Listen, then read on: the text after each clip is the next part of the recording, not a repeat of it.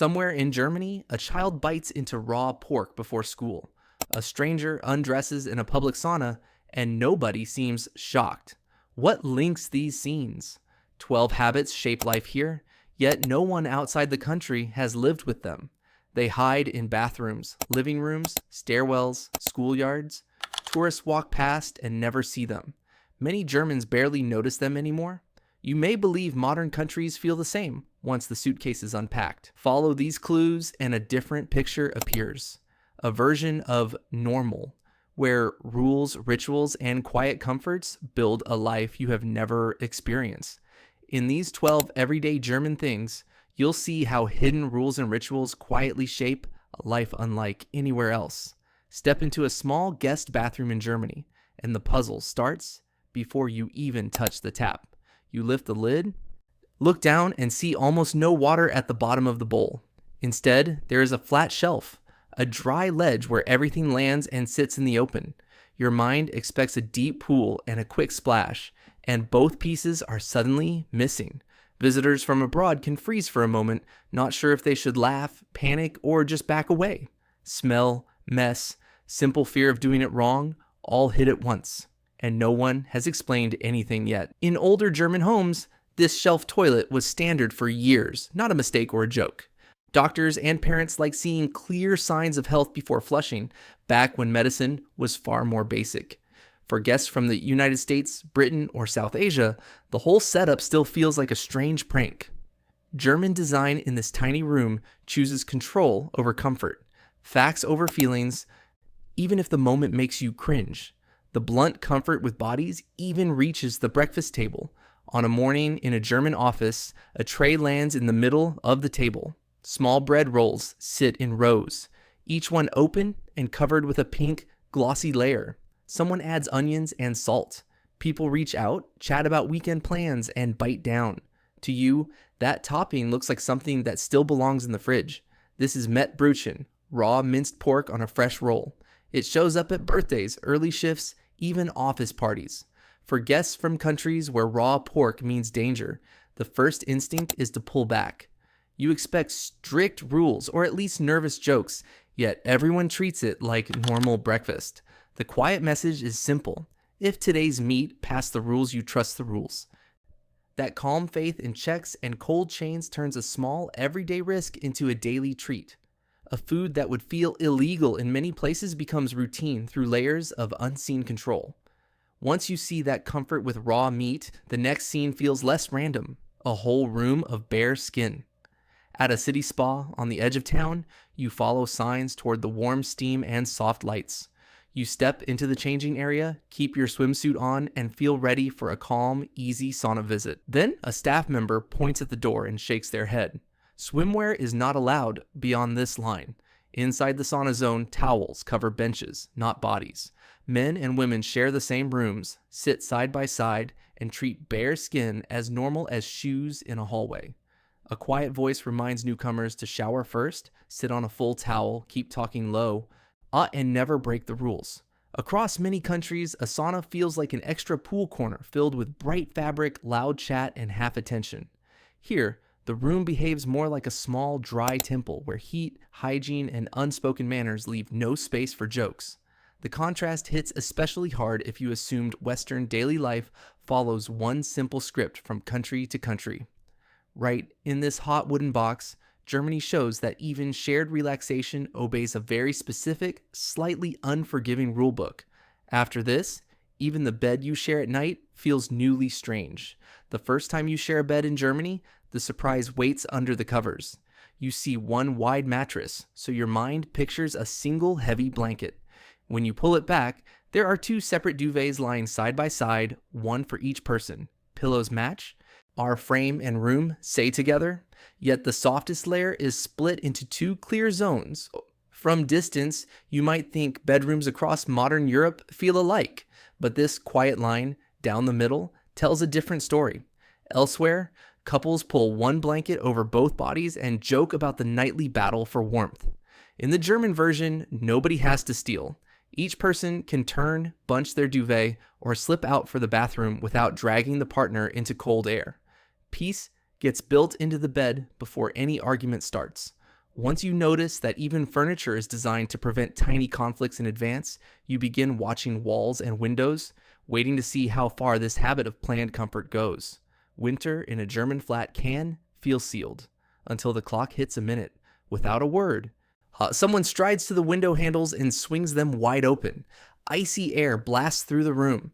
Curtains jump, paper lifts from the table. You stand there hugging yourself and wonder why a warm home is suddenly turning into a wind tunnel.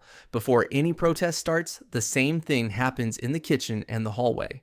It looks random, even aggressive, like the building itself is gasping for breath. Then it becomes clear that this shock airing lasts just a few minutes and returns at the same times each day.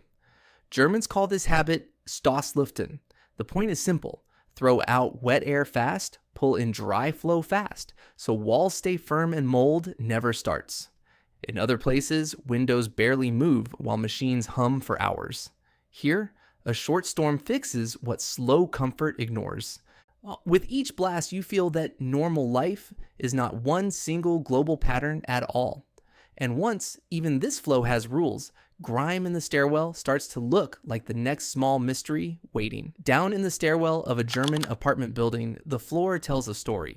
Names hang on a board near the mailboxes, each one linked to a single week. A broom sign or simple word shows whose turn it is. Dust on steps, leaves at the entrance, trash in the cellar, all seem to wait for that household.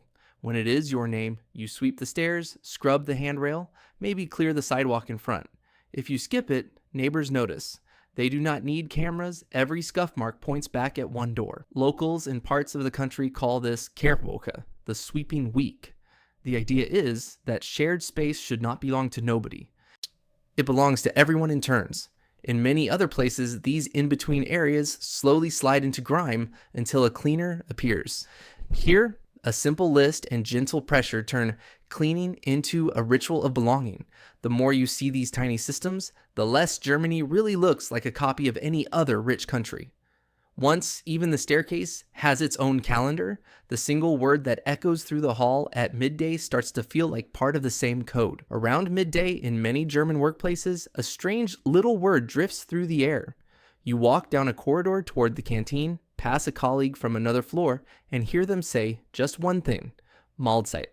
They keep moving. You keep walking. There is no extra chat, no question, no smile forced onto your face. The word simply drops between you, like a tiny marker that says, we are both on the same clock. In factories, offices, even public offices, this midday sound repeats again and again. People say it when they enter a room, when they pass a group at desks, when the lift door opens at lunch. If you come from a country where greetings are long and personal, it can feel cold. If you come from a place where nobody talks at work, it can feel oddly friendly. Here, even basic politeness is turned into a small shared rule that takes almost no effort, yet still keeps people in loose contact. Once you start to hear this code word, you notice that the break has mix waiting. Cola in Germany arrives with a question attached. You ask for a simple glass. The server pauses and says, mixed or pure? For a second, you do not know what they mean. Then a bottle of orange soda appears next to the cola, both tipped into one glass until it turns a cloudy brown. At a barbecue, at a train station kiosk, at a child's birthday, this half and half drink stands on tables like it has always been there. Germans call this blend Spätzi. It is sweet, sharp, a little fruity, and so common that big brands sell their own ready-made version. In many places, you assume cola is cola, not a custom mix ordered by adults. Here, a tiny everyday luxury becomes official culture. You taste how much this place likes to tune things, not replace them until the balance feels just right to you now. When even a cola glass follows its own local formula, watching a nervous child carry a huge paper cone to school seems less strange. Picture a small child in Germany on their first day of school. They wear a new outfit, a stiff backpack, and a careful smile. In their arms, they carry something almost as big as they are, a bright paper cone, wrapped with ribbon and filled so full it bends. Parents walk beside them. Grandparents take photos. Outside the school gate, you see dozens of these cones in every color, a small forest of gifts wobbling above nervous legs. For a visitor, the scene looks like a birthday parade that took a wrong turn and ended up at a classroom door. This cone, the Schultüte, is more than sugar and toys. Families pack it with sweets and small treats to soften a big change. The message is simple. School matters, but your duty arrives wrapped in joy. In many places, that move feels very plain. Here, that first morning turns into a memory that shapes how people remember learning. Once you see even the start of school turned into a ritual, it becomes hard to believe that all nations grow up in the same way. And that habit of turning big steps into shared ceremony does not stop at age 6. It waits on Sunday nights in front of a screen. Sunday evening settles over a German city. You pass quiet streets and see warm windows in many homes. Inside, people bring blankets to the sofa and look at the clock. At one set minute across the country, the same crime show theme begins. A title card appears, Tatort. For more than 50 years, this series has greeted Sunday night here. Many people do not even love the episode itself. They love the feeling that millions are sharing this hour with them. In student flats, in family homes, in tiny studio rooms, that sound fills the air for you. From outside, it can feel like the whole country just slipped into the same quiet living room. Tatort, which means crime scene, returns each week with a new city and police team. In a world of endless streaming, friends rarely watch one show at the same time, so this shared hour stands out. You might think television has made rich countries feel alike, yet this habit shows Germany still runs its own script. Families, flatmates, couples, and single viewers all use this hour as a soft border between weekend and work. When the credits roll and screens go dark, comfort moves to the table, where evening bread waits in slices for them. In many German homes, dinner looks very simple. Slices of bread sit on a board, plates carry cheese, cold cuts, maybe a few pickles. People drop their bags, wash their hands, and take a place at the table. No big pot bubbles on the stove, no smell of frying fills the flat. From a distance, it could pass for a quick snack before the real meal. Locals call this Abendbrot, evening bread. For years, this has always been the normal end to the day. A cold meal, shared plates, easy clearing. In countries where dinner is the main hot feast, it can feel like someone forgot to cook.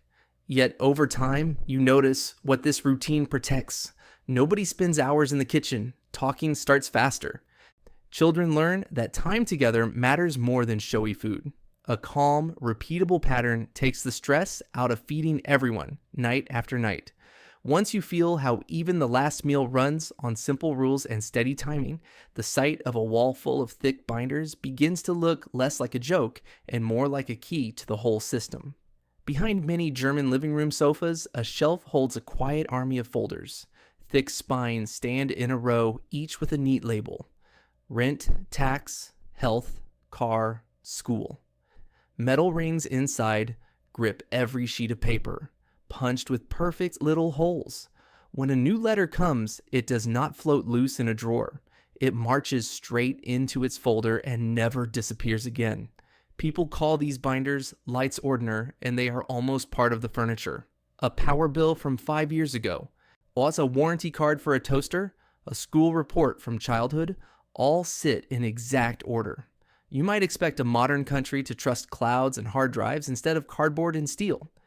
Yet, when a bank asks for proof or the state sends a question, this shelf answers faster than many computers. For a visitor, it can feel like overkill. For Germans, it is the feeling that chaos already lost. Before trouble even starts, all these tiny scenes add up to more than a list of quirks. They trace the outline of a place that tries to pin chaos down before it even wakes up. Toilets that make you look, meat that trusts cold chains, air that explodes through open windows, binders that never lose a bill. Each one is a small fence around some corner of daily life. Inside Germany, that fence feels like normal ground. You grow up with Schultüten, Tatort nights, Abendbrot, Kehrwoche. You do not think about it, you just live. From abroad, the same habits can look harsh, funny, or strangely soft. In a world where rich countries often seem copy-pasted, these routines quietly bend daily life into their own shape. You see a place that would rather argue once and then write a rule than fight over the same mess every day. Here may be the quiet core of these 12 things. Let systems carry the worry so people can walk on top. Rules turn into furniture. Rituals fade into background music. The world still has risk and noise, yet the structure beneath rarely shifts. If you follow those lines from bathroom to school gate to living room shelf, you start to feel why German normal seems like its own species, not just its own language. Maybe your life feels a bit stranger now. Which German habit shocked you most, and what everyday thing did I miss? Subscribe so the next Hidden Germany story finds you.